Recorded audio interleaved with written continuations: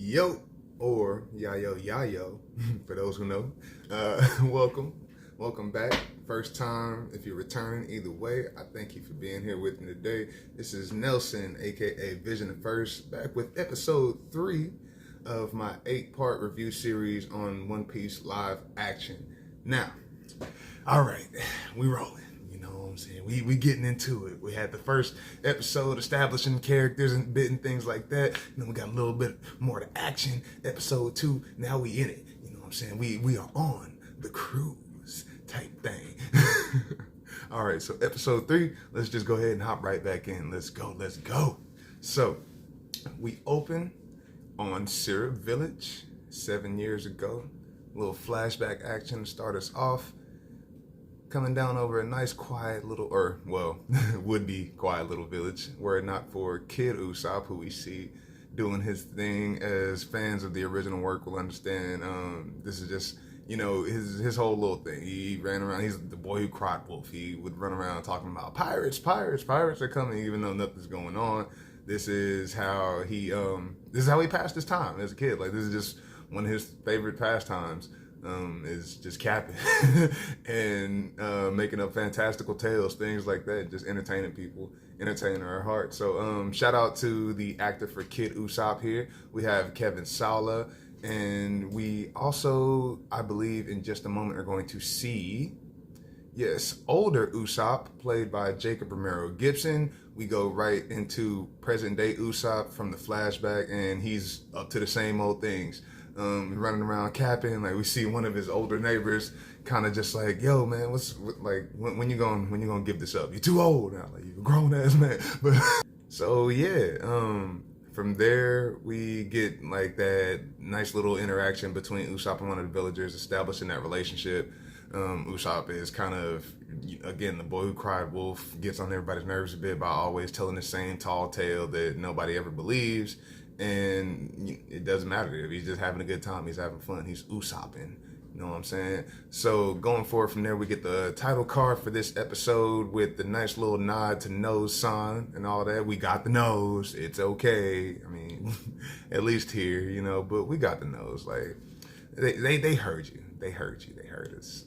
Well, I ain't gonna say us. I wasn't one of those that was tripping over that. But yeah, so from title card, we go into a scene on the deck of the boat. We have Nami sitting here looking over a chart. Shout out to the costume design. Again and again, I'm gonna end up saying that. She's looking at a map of the Grand Line, and it's giving us a little bit more of that geography there, showing us a little bit of reverse mountain. We'll get into that later. We'll learn more about that as the story goes on. But yeah, nice little peek to that. Again, shouting out to the costume design, because we have Nami in her orange headband, blue shirt, got the rings on her shorts that she is known to wear in the first part of the series. Her boots and everything. Luffy's got his nice little low thing going on. Got the flower shirt, and we see the first draft of the Jolly Roger here that Luffy did. Not the most gifted painter, as we see. And he's so excited about this. Like, I just love it. He's like, yeah, look what I did. Like a kid with like one of those pictures that ends up going on the fridge. We get to see Zoro looking at it like nobody is quite as impressed with this Jolly Roger as Luffy is. So yeah, we get to see that that's not gonna stick around for a while. Zoro's like, hey yo, toilet's leaking, but they don't have a toilet, which, I mean, you know, it sounds funny or whatever, but yeah, in this time period, I feel that they are paralleling the One Piece world to as far as ours. Like, it would make sense for them to not have toilets on their boats and stuff, or at least, you know, like the cheaper ones and all that type of stuff. So yeah, like, where's the water coming from? Oh, there's a leak in the ship. We got to get a new boat. So this is what pushes the crew, or the not crew, toward Syrup Village. They are in need of a new vehicle. Now, Nami goes in, and after hearing this from Zoro, she goes and checks back in on her little Nami stash that she's got under the floorboards and all that stuff. Checks on her baby Din Din Mushy. Want to say really quickly how I like that they added the Din Din Mushy sentience in here. Like, they're not just objects that they use for communication. Like, you can we get the little sputtering and coughing from the Din Din Mushy. Like, these are living beings and things. So yeah, and I mean, that also goes hand in hand with like the feeding of the the feeding of the Din Din Mushi from Garp. And I think now that I'm talking about it, I think that I said in the second video that was Garp's Din Din Mushi. It was Morgan's, sue me, whatever. Apologies, but yeah, that was Morgan's Din Din Mushi that Garp was feeding in Morgan's office.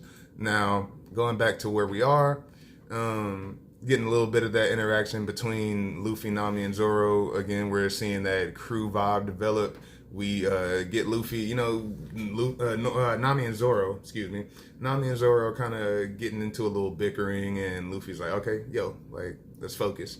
At the end of the day, the thing is, we need a boat, and we need to figure out how we're gonna get to one. We need a real pirate ship, and it needs to be something worthy of the Straw Hat crew. So yeah, this is the first mention of the crew being called the Straw Hat crew, and Zoro and Nami aren't really feeling it at first, but hey, they're not the captain, which is a recurring theme through so much of the story. Is like there are so many different ideas and things like that, but you get to see that the Straw Hat crew is just like, Luffy's the captain.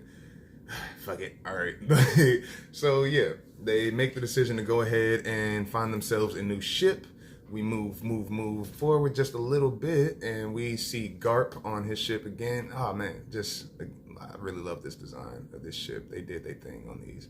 So yeah, we got Marines on deck. We got Bogard right next to Garp. They're going around, making sure everything is in check, running a tight ship, as it were. We see Kobe and Helmeppo working on some knots.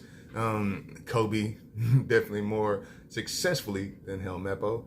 We see that Helmeppo struggling a little bit with his ropes and things. And as Garp comes down to check on that, we see that Kobe is trying to help Helmeppo out, which he ends up saying, hey, let me tighten up this knot for you real quick so you don't get in trouble. And Helmeppo, with his insecurities, jealousy, and all that, his entitlement, he's like, how dare you help me, or whatever, his little ego thing got tinged a little bit. So yeah, he's hating on him. Garp shows up and asks who tied the knot. And Helmeppo, assuming that, there's no way Kobe could have done this better than I did. He's like, oh, it was him. And he ends up getting props for it. So I was like, look at that. Good job, I feel, of establishing that relationship with Kobe and Helmeppo as Marine cadets pretty early on. We'll see that dynamic develop as things move forward. But yeah, for a while, it was Helmeppo just hating, hating because Kobe was just grating. But yeah, Garp ends up, giving him his props and everything. He's like, you know what? Come with me. I want to talk to you about some stuff. Let the grunt work go to the ones who need practice. Looking at Helmeppo, your daddy should have raised you better. So moving forward from there, we're coming back to the Knot crew, as it still is right now, and they are in Syrup Village. And Luffy and Zoro are at this bounty wall. Luffy's just kicking it and everything. They're chopping it up a bit. And they see Buggy. They're thinking about what just went down with the way that they had to serve him up real good and all that stuff. So Zoro is kind of thinking, he's like, man, 15 million. Could have got that. Should have got that. And that's his bounty hunter mind. But Luffy kind of quickly reminds him, hey, so you realize you're a criminal too now, right? And we see this, we're seeing a lot of these little moments with Luffy and Zoro where he's kind of having these different existential shifts and just really picking up. And Luffy's not even trying to just have this Zen master wisdom or anything like that. And I don't think that's how it comes across either. But it's these viewpoints and perspectives that Zoro's just I never really thought about it like that. And we see that happen a whole lot in the earlier times of their relationship developing and stuff. So yeah, Zoro's letting that set in, oh yeah, I'm a criminal now. And old beefs, again, I just want to, reiterate, old beefs have a way of coming back. Old beefs are relevant in the One Piece world, very relevant. So just keep in mind, I don't feel like this is the last that we've seen of Buggy the Clown.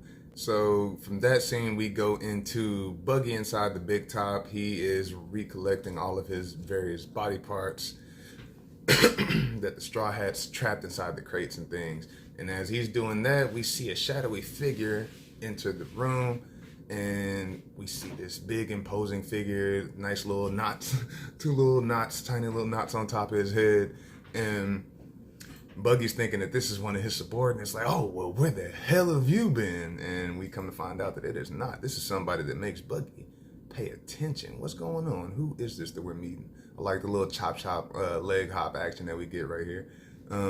Yeah, and this is when we meet Karubi. Now, Karubi, as we are seeing, is a fishman. Specifically, Karubi is a ray fishman. There are many various types of fishmen in the One Piece world, as we will come to see in time. But yes, Karubi is a ray fishman, and we see that Karubi is here with a message for Buggy from Arlong.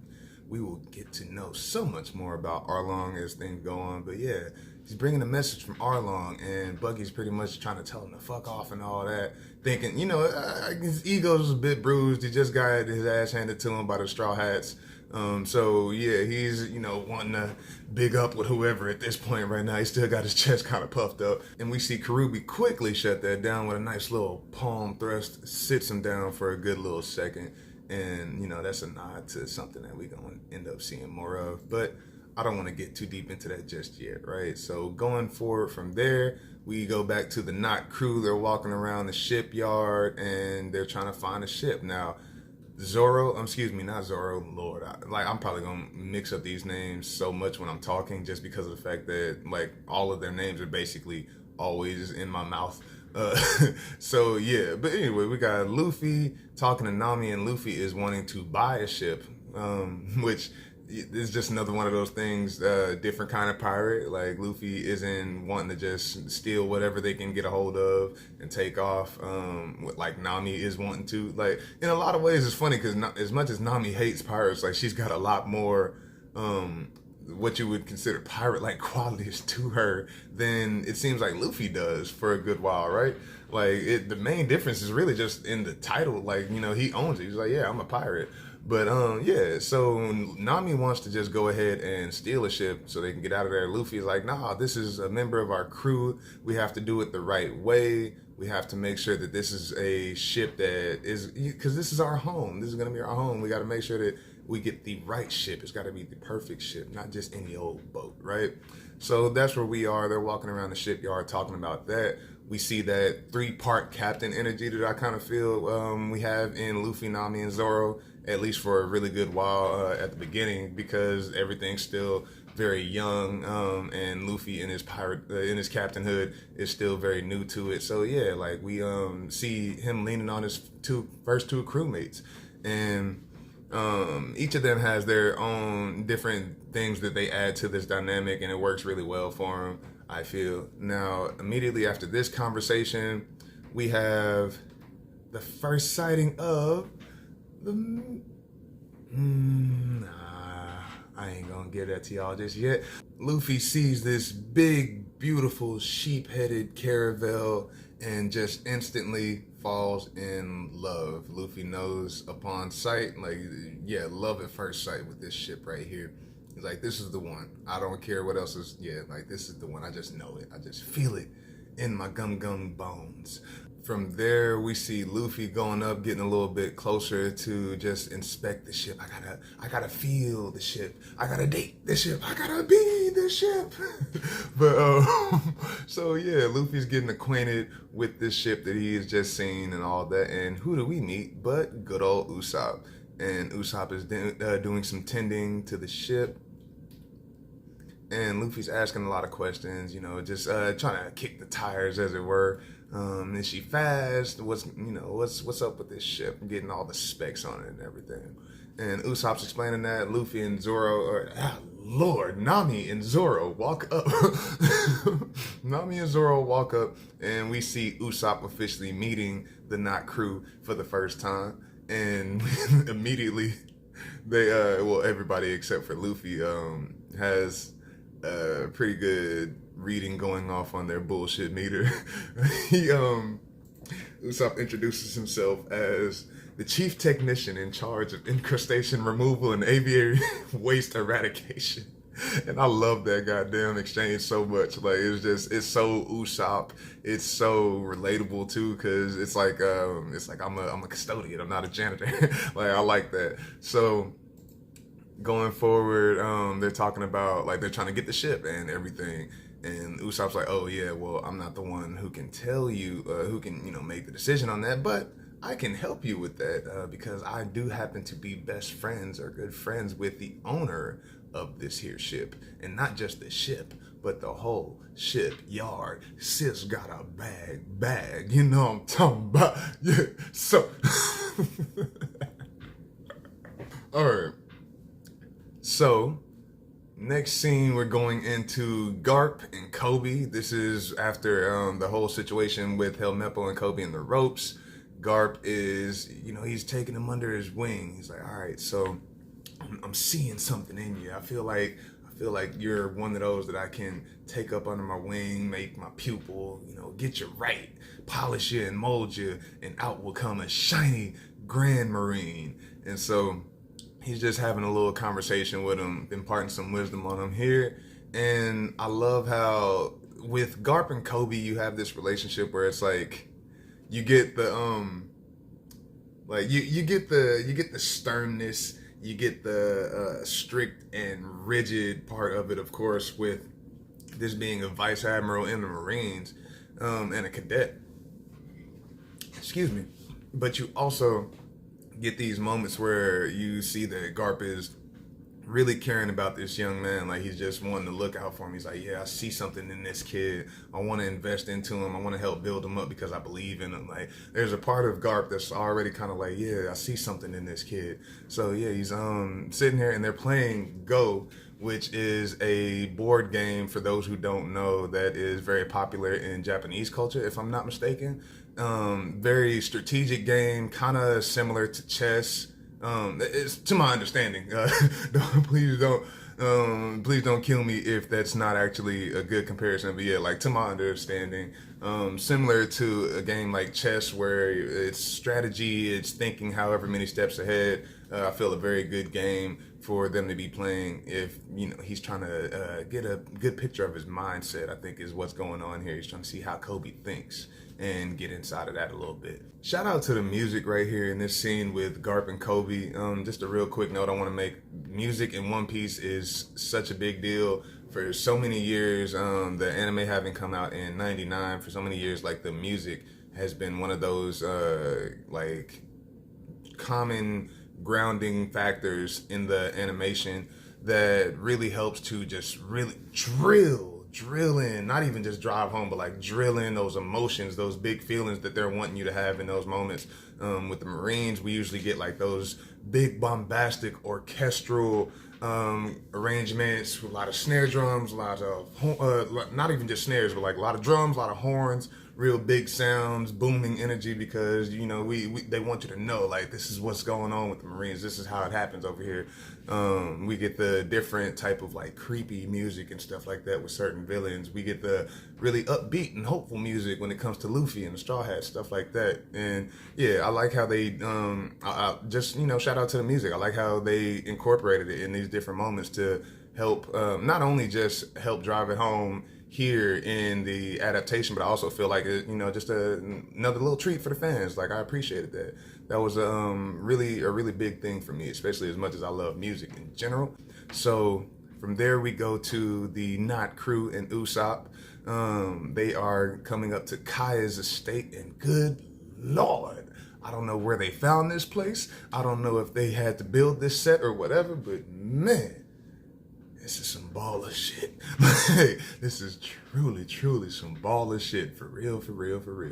But yeah, so we're here at Kaya's estate and they're getting acquainted and all that type of stuff. Usopp is telling them that he's about to direct them into the place.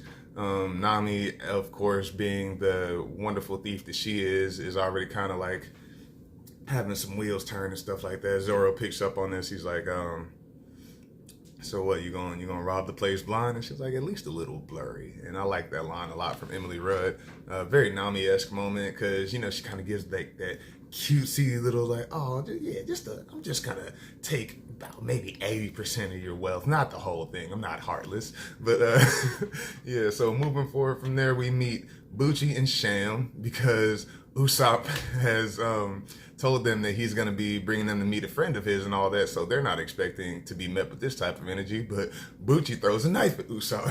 He's like, "What the hell are you doing here again this time? I told you not to be coming over here." But yeah, so we meet Bucci and Sham. Like the design on them. I'm digging the blue hair here. Now for Bucci, we have Albert Pretorius, and for Sham, we have Bianca Ustwizen. I apologize if I messed up your name, but yeah, shout out to both of y'all. Liking Bucci and Sham, and immediately after getting the vibe with the staff here, we meet Kaya and Klahadore. Now Kaya is the friend that Usopp was referring to, the owner of the shipyard, a young shipping heiress, as it were, and Klahadore is her trusty right-hand man, her butler, her main caregiver, things, all of those things. Now, for Kaya, we have Celeste Lutz playing her, and for Klahadore, we have Alexander Maniatis. We see that Kaya and Usopp have this really warm friendship and everything. She's very excited to see him, and Klahadore is not a fan, to say the least. We noticed that Klahadore has a very peculiar way of fixing his glasses. Just a little nod, a little something there. Won't go too much into detail, but yeah. So we're seeing Usopp. He's like, "Ha, yeah, get your hands off me! Get your hands off me! Don't have hand to me." So yeah, it's Kaya's birthday. We find out Usopp has come to visit her, and she's very excited to get a visit from her good friend. Again, Kaya is very loving toward Usopp. We see, and Klahadore is not feeling him like that. The Straw Hats get invited for dinner, and we see that Klahadore transfers those feelings that he has toward Usopp over to the Straw Hats and everything. He's like, y'all are friends of Usopp. I don't really know about this, but my boss. All right. So yeah, moving forward, we see Zoro kind of like something off about this dude. I don't know. Those instincts, always with the instincts when it comes to Zoro. You can't get too much past him, real sharp mind. So yeah, we get to see Kaya and Usopp. Usopp snuck in, and she's like, eventually Klahadore's gonna find out that you come in through the servant's entrance. There's things I could say, but I won't say them. But yeah, so we see Kaya and Usopp's friendship. Like, we get to see that bond between them. This is what Usopp likes to do. He likes to come and visit Kaya and either bring her a gift, something that he found or whatever, and gift her with an epically full of bullshit, but still epic tale. He loves to entertain her. Like, we see that this is one of the main ways that he likes to use his storytelling abilities. He's really, of course, entertaining. He's all into the story, jumping all over the place, making her feel it. Like, I love this. This is just this one of those really pure-hearted moments that we see between these two friends here. And we just talk a bit more.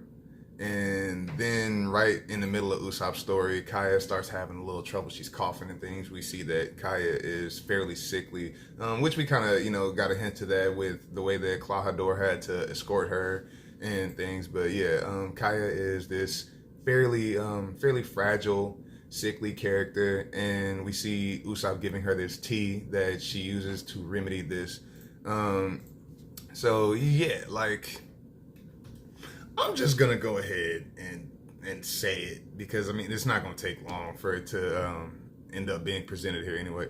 Like, even when I was watching the anime, I was like, this is poison tea. Like, and looking at it here, it's like, this is blue tea. Like, this blue color that it has, I don't know, maybe there are like healthy drinks or something like that might look like that, but to me, I'm just like, this, Kaya, you didn't, like, the taste wasn't off, the smell wasn't off, nothing clicked about this to you? Like, this is clearly poison tea. Like, you have not seen any type of princess story, have you? But yeah, so poison tea here. We're gonna get more into what's going on with all that. here in a bit. But yeah, we get a little bit more of Kaya's backstory and just more of their friendship with her and Usopp. So moving forward, we are in one of Kaya's many closets full of all her garb and things like that. Luffy is not, Luffy doesn't care for materialistic things like that, really. Nami is the one that, of course, is enjoying this the most. Like, this is bougie Nami, you know what I'm saying? She went out and pulled out a little something, and she was like, "Oh, how you liking the drill?" And Luffy's just like, "You look like Nami." Like, not trying to be an asshole or anything like that. He's just like, yeah, like you look like Nami to me. Clothes don't really matter that much to Luffy. Outward appearances, stuff like that don't really matter much to Luffy. Zoro, kind of the same. He's just like, I'll wear something black. I love that too. But yeah, Nami's definitely enjoying getting to play dress up and things like that here and all these fine clothes.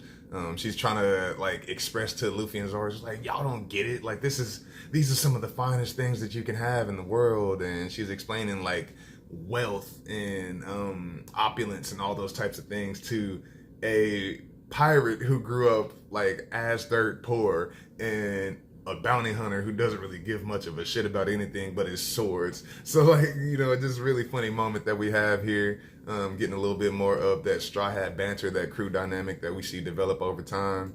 And we get into Luffy and Nami's ideologies a bit, because Nami has all of her notions about the wealthy, the elite, things like that, which I mean, but yeah, like Nami has all of her big ideas about the wealthy and the elite, and Luffy is, his worldview is just so simplistic, that, he's not thinking about it on that level or anything like that. He's like, I feel like all this stuff would just make you feel lonely, like to just have all this stuff to just yourself. Like, with Luffy, is about having people to share things with. Like, if you don't have anybody to share stuff with, then kind of, what's the point? What's the point of doing great things, having all these achievements, if you can't share it with people that you love? So that's where he is with it.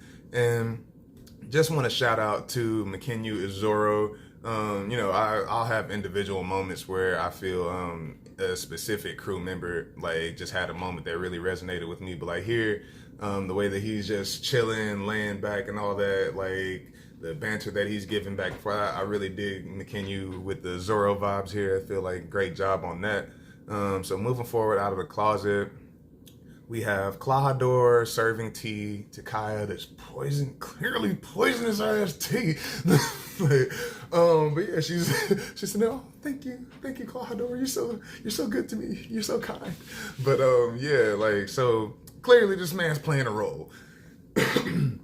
Clearly he's playing a role. Like, he you can kind of see the way that he's manipulative, calculating, like the way that he, uses his words and his service to endear himself to Kaya, even though you can tell that he's got something else going on. He just gives you that vibe of like, I'm hiding something. Like, you get ulterior motives just from Klahadore's vibe and all that type of thing. So moving forward from there, we have Bucci and Sham in the kitchen, and they are whipping up the shit. Like, this is when we actually get it confirmed. Yeah, this is poison. Bucci's dumbass is making it, and he almost goes and tastes it. Sham gives him a nice little smack and all that. So yeah, nice little moment with Bucci and Sham here. And then we see Klahadore pull out this side that I was just mentioning. Like he's getting onto them. Excuse me. He's getting on well, specifically Sham, about this glass. Hold on.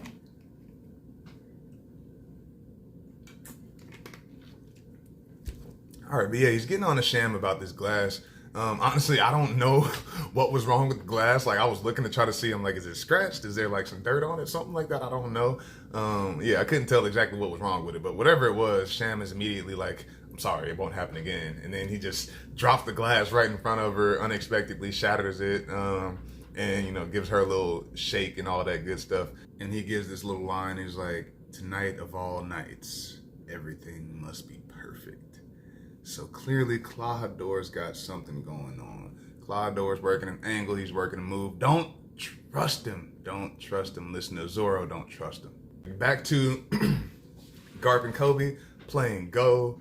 We see that Kobe is, having a little struggle with this, you know what I'm saying? Like Garp is chilling, he's standing over the back of the chair, just like watching and all that type of stuff. And in this moment, I feel like this is a good nod to Garp's acumen as a Marine, as a great Marine, an experienced and seasoned veteran. Because as I was saying before, like this is Garp wanting to look into Kobe's mindset, right? And Go is a very good game for getting an idea of that with somebody. So we kind of see the different outlooks between Kobe and Garp right here. Like Kobe is leaning over, and this ends up getting mentioned by Garp and stuff like that. But like Kobe's like leaning over the board almost. He's like really kind of just laser focused on making the exact right move each and every single time. And Garp is, he's looking down like over the entire thing, took a step back so that he has the complete picture at all times. He's more relaxed, and that I feel is a good mention or a good nod toward just like Garp's style. He doesn't like, even though he is the dog with the bone as far as like him chasing down justice and things like that, he still knows when to like, okay, let me take a step back, assess the entire situation. And we get to see a little bit of that here, so I really like that. And so Garp kind of is getting a picture in this moment of like how, again, how Kobe's thinking and how it is affecting his gameplay and all that type of stuff. So he's kind of just like, okay, look, you're putting too much on it. Your moves are taking too long. You're thinking too long. Some people who play dominoes, they'll know the saying, study long, study wrong, you know what I'm saying? So I feel like that's kind of the message that Garp is getting across to Kobe. He's like, yeah, you overthinking it basically, like just move, just make a decision and move. So he puts a time limit on their moves now. So they got 2 minutes apiece, each. They have 2 minutes for each turn. And in that moment, he's just like, all right, go, like, stop thinking, just go, like, act. And you see Kobe like, all right, yeah, and we get to see that little bit of development right there in Kobe's character, like that shift, because so far, Garp has basically been having his way on the board game, and so he gave him that little bit of a push, that little bit of a kick to the butt, just to be like, okay, so yeah, you're gonna have to step it up, you know what I'm saying? Like I see what's going on, but I got you. We gonna work through this, all right? So moving forward, we go back to the Knot crew. They're at this nice little dinner party and everything at Kaya's estate. And Luffy is, of course, smashing. He's over here kicking it with Usopp. Usopp likes to eat as well. I mean, nobody in this world, I feel like, is going to be able to, like, beat Luffy in an eating contest or anything akin to it or whatever. But yeah, Usopp also likes to eat. We see Zoro doing his thing. Zoro's a drinker, you know what I'm saying? Like, you can find Zoro usually with some sake in hand. Or somewhere close to him, or trying to find it or whatever. Like, yeah, Zoro likes to drink. So that's like Zoro's little vice and all that, right?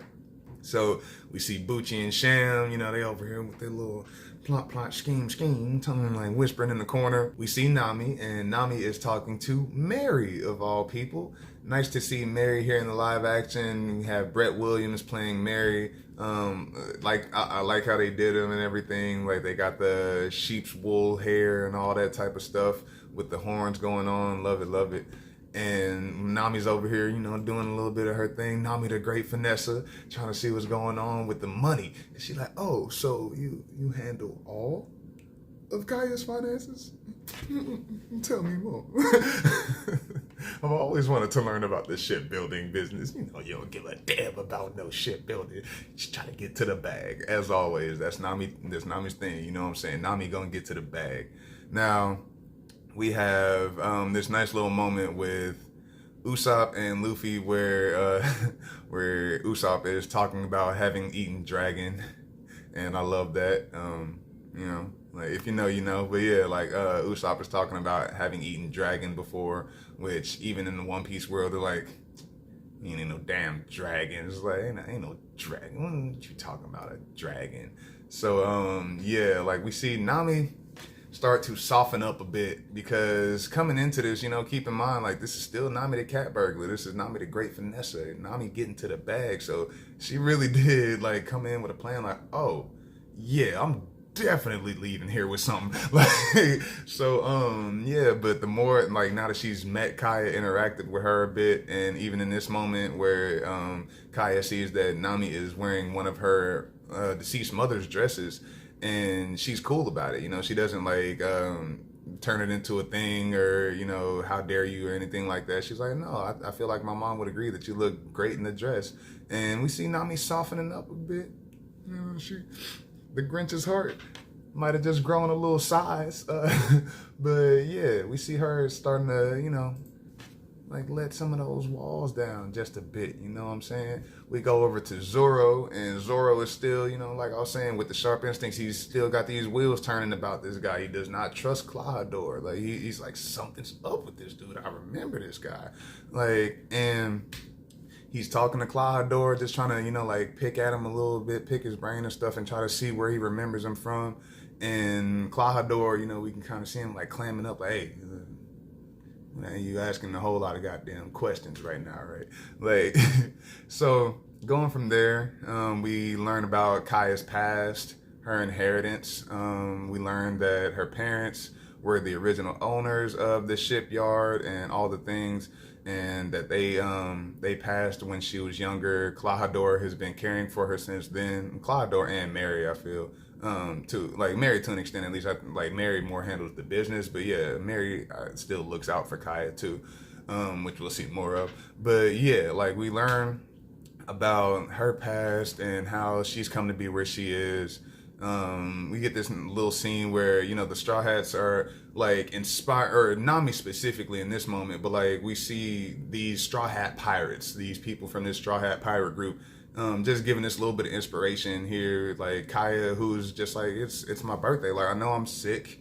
I understand that people treat me like this frail little thing or whatever, but it's like, I would like to eat some nice food on my birthday, like, and Nami's like, yeah, you should be able to eat whatever you want. Like, I don't see why not. And Clawdor isn't liking that. He's had this firm hold over this household for so long, and with Usopp, and I feel like that might be part of the reason why he didn't like Usopp. Like, not even just not liking him, but realizing that like Usopp's energy, that joy that he can bring to Kaya, and that enjoyment that he can give her with his tales and stuff like that.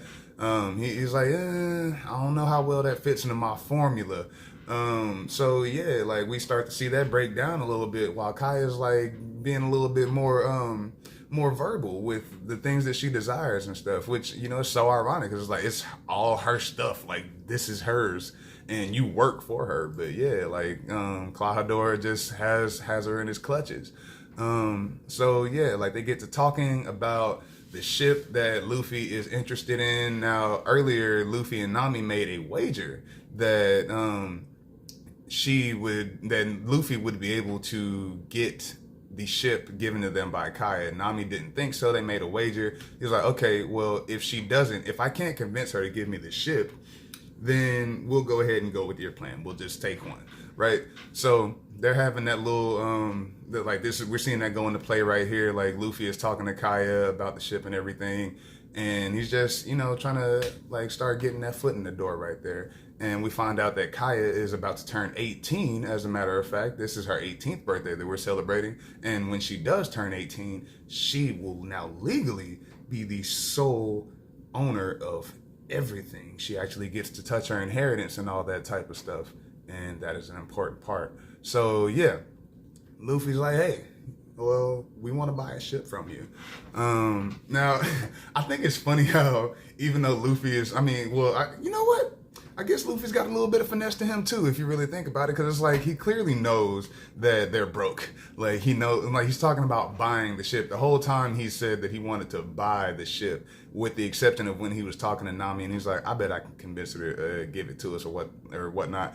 Like, I think that this whole time Luffy is, he's not oblivious to the fact that they don't have money, but he at least wants there to be consent and an agreement as far as whoever they get the ship from. But yeah, I think Luffy, just a little bit of finessing in him. Maybe it's Nami rubbing off, like, but yeah, like little Luffy finesse. And he gets to, that segues into this conversation about them being pirates. And Usopp, I don't even remember, if I'm not mistaken, I don't think that Usopp knew that they were pirates up to this moment.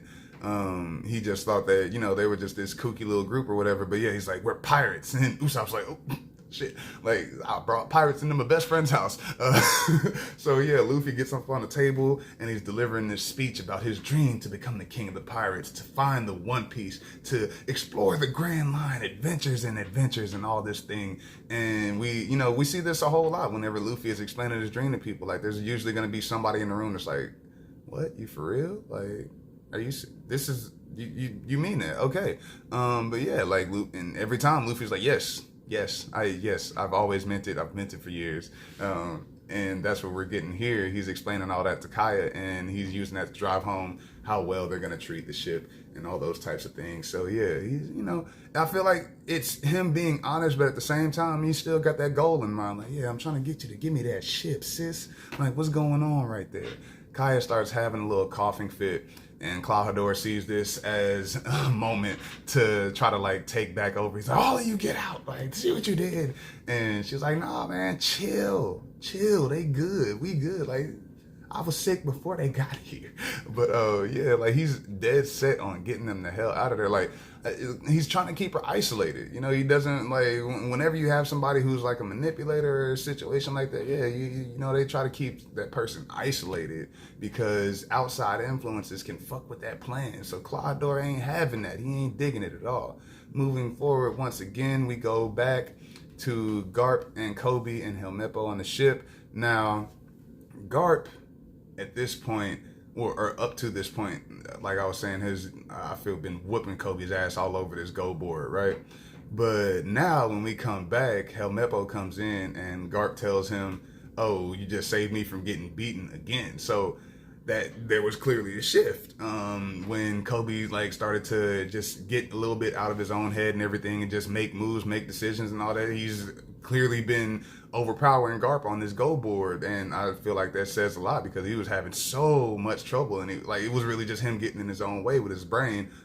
Shout out to me, but so yeah, just getting in his own way, and Garp took that out of the way, so he's just been thriving as far as letting his mind go, and he's been winning a whole lot. So yeah, we get this information from Helmeppo. Helmeppo has found the original Jolly Roger that Straw Hat Luffy drew, and they're like, "Oh, well, yeah, they can't be too far away. All right, let's go. We got him." We fucking got him. Shout out to Drewski. But yeah, so moving forward from there, Kobe gets promotion real quick. Like, man, ooh. Helmeppo hating, boy. Helmeppo is hating. Like, Garp tells him straight up, he's like, "Nepotism can only get you so far. Like, I tried to give you a little chance. I wanted to see what you were about, and what you've shown me is just not up to snuff, in my opinion. Yeah, you're getting demoted. Now Kobe's your superior, and he's putting him in charge of this investigation up under him. So yeah, Kobe's getting his shot. He's getting his first promotion that we get to see in the story. And upward for Kobe, and Helmeppo is just kind of like off to the side, as I was saying before, like just hating, man. Like he just can't stand it. He can't stand how good Kobe is at what he does. Like he can't stand that, having his whole life been this spoiled son of a Marine captain and getting to live this, I guess you would call it, somewhat charmed life on the back of someone else's power. He has to be in this position where it's literally all about what you can do yourself, and he can't stand that. It's eating him up inside, right? So going forward from there, we see Mary and Clawhador, and they are in the basement wine cellar. Like they're in the wine cellar, and Clawhador just kind of snuck up on Mary a little bit, scared the hell out of him, gave him a little shake. So he's like, "Oh, I'm very light on my feet," as his explanation for why he didn't hear him and all that. And so Mary's got a few questions. Again, as the one who handles all the finances for the business, he's like, "So yeah, the way that we are seeing these things develop, something's kind of fishy, it looks like to me. I just want to make sure everything's on the up and up. Again, looking out for Kaya, like somebody really trustworthy to have looking over your money, which woo-wee, that is a find." But yeah, so he's trying to get to the bottom of that, because he's like, "Yeah, no, I'm not gonna let nobody take advantage of Kaya." So he he's basically like, yeah, I'm about to go see what's up. I'm going to talk to her myself because there's something going on here. Now, in this moment, we see for the first time, nice little flash movement and everything. And this technique is going to be known as the Yukiashi, or the stealth foot, or the pussyfoot maneuver, depending on which version of One Piece you have been a fan of so far. But yeah, like we get that stealth foot, the Yukiashi, nice little side to side, blurry movement, things like that. He's real quick, as he was, just alluding to. He's light on his feet and stuff. And we get a murder. But yes, we get Klahadore killing Mary, leaving him in the wine cellar because you are not about to fuck with my plan. Like, I don't know what's up with y'all today. Klahadore is just like, I don't know what's going on today. But it's like today of all days where shit's supposed to be going my way, finally, And we get to see these claws come out. Like, he's got 5 claws. These very long, sharp blades on each of his hands, these gloves that he wears on his hands, and we kind of see, oh, maybe, I think that was why he was doing all of this right here. See, that was a nod, you know what I'm saying? When he does this right here, it's because of the fact that he's so used to having these, in the anime at least, he's so used to having them that he had to make sure that he wasn't going like this when he would fix his glasses or anything that would like scratch up his face. So yeah. That's where we got that from. Now, Mary has been murdered. Murder. So heart-wrenching, because Mary is such a sweet character and did not deserve to die this way. But yeah, so moving forward, we got Buggy tied up, and Buggy's over here like, oh shit, hey, so you guys, I can get you seats to my show. It's like, what do you want? I can give you stuff, just let me make it, please. And here we meet Arlong for the first time. Oh man, love this design. 20 million berry bounty.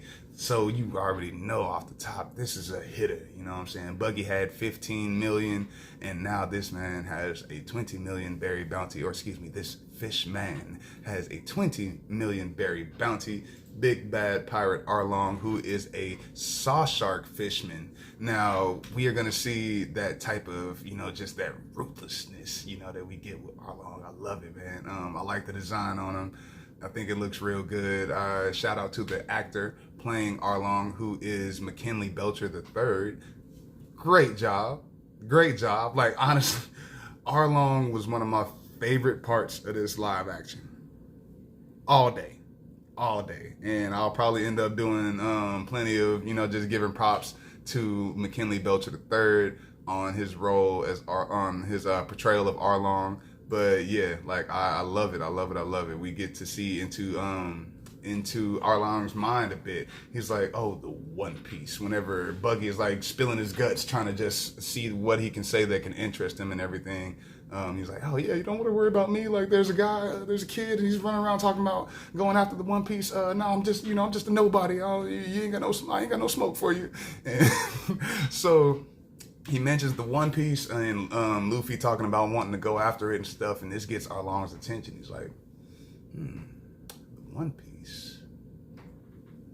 An excuse for humans to spread their filth across the seas. Man, say, like, when I tell you, this fish man hates humans. Like, ooh, he hates humans. You go see it too. Like, he has this deep burning hatred for humans. We will learn about it. We will see what all is going on there, the backstory behind that. But yeah, Arlong don't like humans. Like, main moral of the story right here. So yeah, Buggy gives up this little bit of info on Luffy to get Arlong off of his ass. And going from there, we will move forward, right? Now we have Zoro and Luffy walking through Kaya's house. Zoro looking for a midnight drink, Luffy looking for a midnight snack in true Zoro and Luffy fashion, respectively. They're getting all turned around in this big old mansion. Ooh, Lord. Excuse me. See, this is why I keep the water on deck. All this talking, man. But yeah. So Zoro's like, this place is a maze, which I like. We get Goofy Luffy, you know, a little bit of that. Like, he's like, hey, Zoro, when he first sees him. And he's like, dude, shut up. But, yeah, like, we get to see this little nod towards Zoro's terrible sense of direction. I really hope that they continue on with that as we move forward, because that's like one of the huge running gags in One Piece is that Zoro has a horrible sense of direction, and it's just so funny to see those things play out in different moments. But yeah, so we get a little bit of that there.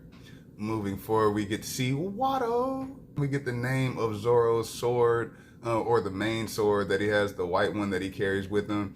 And we find that this is Watto Ichimonji, one of the great swords.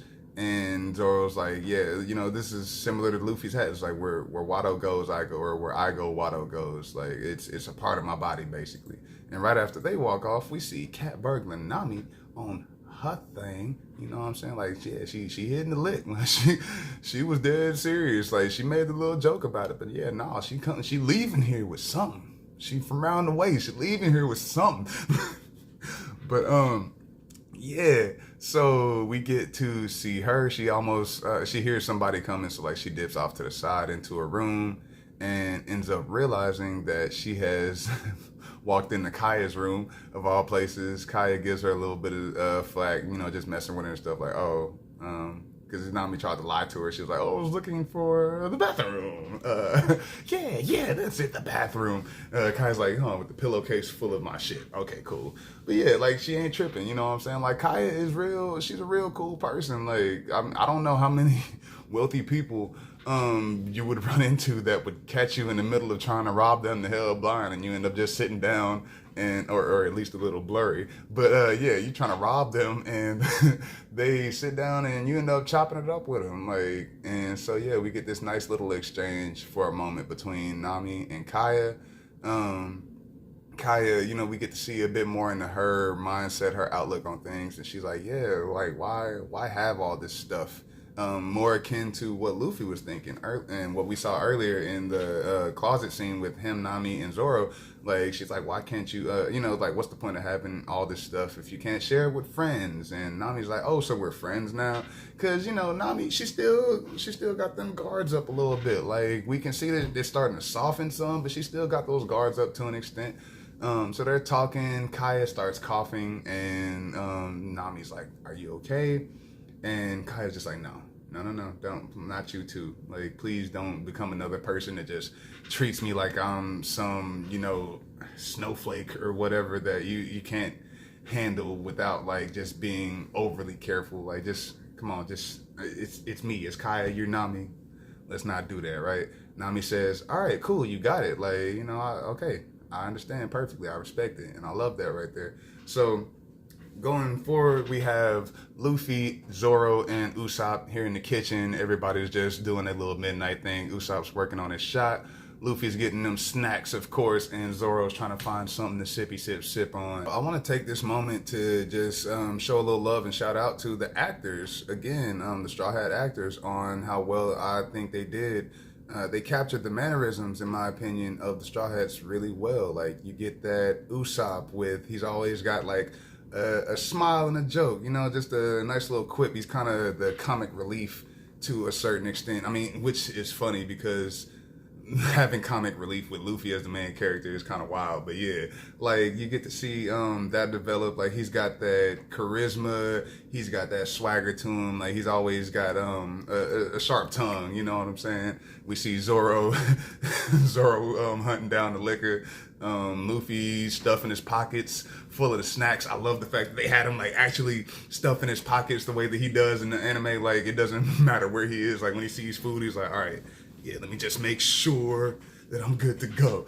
I like that. I really like that. I just, you know, shout out again to the Straw Hat actors, specifically to Romero Gibson, Iñaki, and McKenyu right here in this scene with the way that they're capturing. And you know what? Nami as well. Like, this is a scene right now with the three of them specifically, but yeah, Nami is, like, Emily Rudd is Nami as well. I think they all really captured their characters fairly well.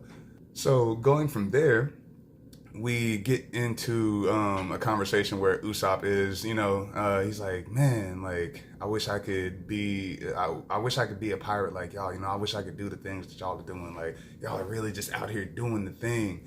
And he's like, but I can't. I gotta stay here. Kaya needs me. And they get to talking about that a bit. We get the conversation between Nami and Kaya on her side, and we get the conversation between Usopp, Zoro, and Luffy on his side, and they're like discussing their friendship from different perspectives and things. And Usopp is basically like, and this is something that another thing that I feel is really relatable to real life, like where you'll have moments where sometimes you might, even if you're not realizing it, even if you're not necessarily intentionally doing it, people can have, like, we can have a way of standing in our own way. Just like that little bit of lack of, that lack of belief in yourself, that lack of courage or confidence to go out and go after what it is that you want. We'll let that get in the way. And, thankfully, Usopp comes into contact with the Straw Hats, and specifically with Luffy, who are able to, like, shift, like change it up for him, you know what I'm saying? Like, just shake up the way that he's looking at life and stuff, and, just kind of give him a little bit of a bell ring, you know what I'm saying? Like, hey, wake up, like, you sleeping on yourself. I really dig that. We learn more about Kaya's past, like how her parents passed, what happened, Klahadore coming in, and the fact that he's been taking care of her since then. Nami we're seeing Nami's more sensitive side. Like, I feel like we're getting to see Nami, like, just really, like, have a heart to heart. She's on a real down to earth vibe right now. Like, there's no ulterior motive. Even though she's still messing with her about being wealthy and all that type of stuff here and there. But, like, yeah, she's not, like, in this moment, at the very least, this is really a genuine, heartfelt moment with Nami. And I really appreciate that, too. So, yeah, Usopp is talking to Zoro. He's like, oh, man, I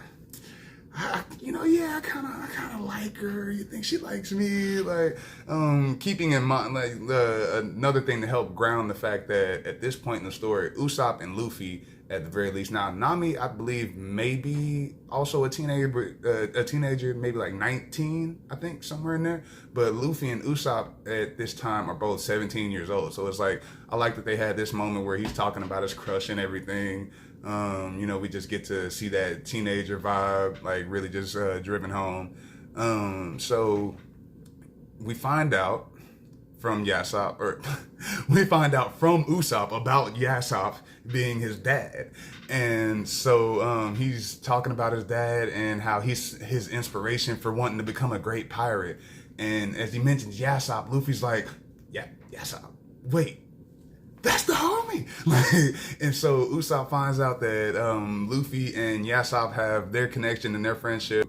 Luffy is geeking out the fact that this is Yasopp's son. He's like, oh man, this is so dope. And he's like, we actually got to hang out. And Usopp, it's so I guess this is as good a time as any to mention the dynamic here with Usopp and Yasopp, because this is like something that's talked about a lot, or at least has been talked about a lot over the years, like in relation to his story. Yasopp was, like, in the words of Mike Myers as Austin Powers, Daddy wasn't there. He took off, man. And he took off because he had that calling for the seas. He had that calling to be a pirate, like. And, in our world, like, of course, we're going to have different views and opinions on that. Like, it's, yeah, you're a deadbeat dad and all this, that, the third. And, in the One Piece world, we get to see that a lot of the things that we tie ourselves up in, like the different, worrying about different thoughts and perspectives, like, what can I do for this person, for this person, for this person? What are my responsibilities to all of these people? Like, we get to see those characters who are like, I'm gonna be true to myself. Like, I feel like we get a lot, especially in these pirate characters, we get to see a lot of people who are like, I'm doing what's true to me. You know what I'm saying? Like, and it's not that Yasopp doesn't love Usopp. Like, Yasopp will come to find, like, that's his heart and his pride and joy. He talks about Usopp as much as he possibly can, brags on him and everything, and loves the fact that he has a son. But at the end of the day, he's a pirate. he's a member of the red haired crew, and that's what he's doing. You know, he's on his way, just like everybody else with the dream in this world. He just happens to have a kid that he can't get to because of the fact that that's where life is taking things, or that's like the path that he's on, that he's chosen. And hey, like,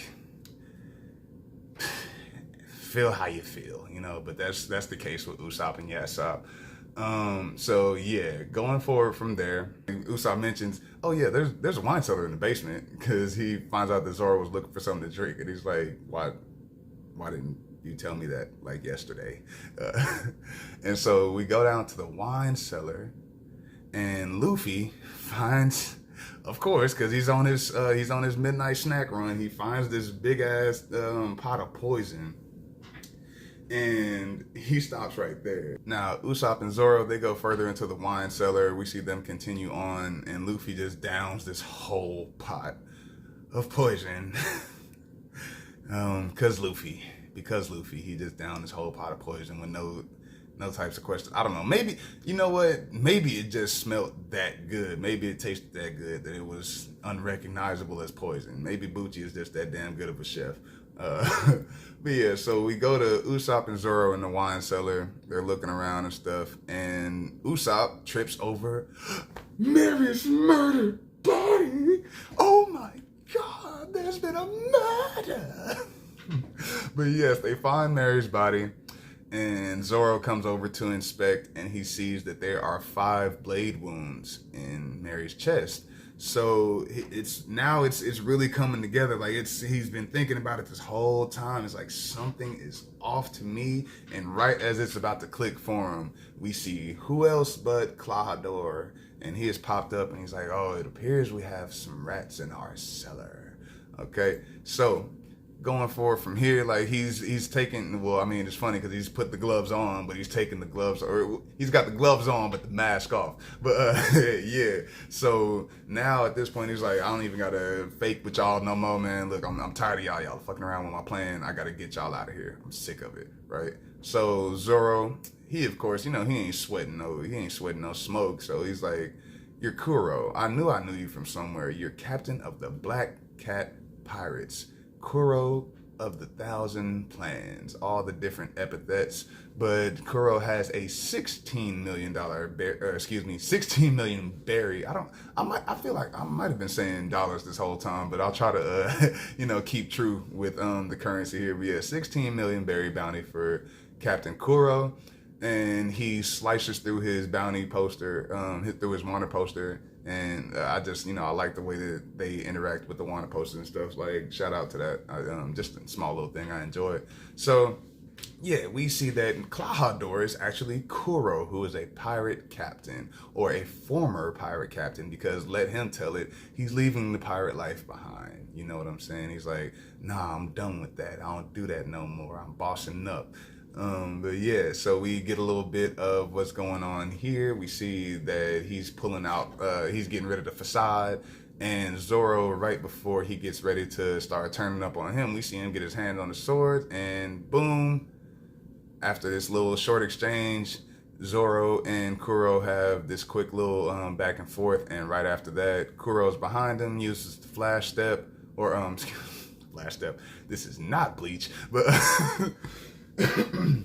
but yeah, uses the Yukiashi, and Zoro's getting ready to, go ahead and turn it up with him. And as he's about to do that, Sham hits him over the head with a bottle. I'll beat that bitch with a bottle. But so yeah, like, after Zoro gets knocked out, Usopp takes off. They weren't able to catch him. He escapes. But yeah, so Kuro's now giving the orders. He's like, all right, look, shut it down. Time to lock this shit down. Game time is over, you know what I'm saying? We got to go ahead and get this taken care of. Like, let's go. We got to smoke them all, no trace left behind. No loose ends, no witnesses. So, yeah, moving forward from there, we go back to Nami and Kaya, and they're having their little conversation still. And we get, again, Nami just giving those words of inspiration to Kaya. Like, you don't... This doesn't have to be how your life is. Like, your life is your life. She's like, this may not be my place, but don't let Klahadore or anybody run your life. Like, do you, do what makes you happy, what's good for you. Loving that. And man, when I say in this moment right here, Kaya's so cool, bro, because she sat up there and let her walk straight out the room with all this stuff. Like, it was like, hey, like, you got it. Like, I had too much shit anyway. Clearly, I have too much shit. You good. Yeah, I was like, okay, you cool. You cool. So we go from there to seeing Bucci and Sham transporting Zoro on a little push cart, and they're taking him out to a well to drop him into. I don't know if they thought that this would kill him. I don't know if they, I'm not sure exactly what the thought process was with like feeling like, oh, the well is the idea. Maybe they just underestimated Zoro, but yeah, they drop him into the well with his swords. Bucci like wanted to take him at first, but Shamrock was like, yo, no traces. Like, don't be a damn fool. Like, you heard what Koro said. So yeah, they throw his swords in with him. I mean, you might as well have just left him right there, like already free if you were gonna do that. But we'll get back to that later. Zoro is now in the well. Gonna move forward, and we have not a flashback I was gonna say, but it's harkening back to that flashback that we had at the beginning. Zoro running around and he's saying, oh, pirates are here, pirates are coming, and he's knocking on the doors and everything. Everybody help. He's trying to alert somebody. He runs into the one neighbor that we saw earlier. I cannot remember this character's name.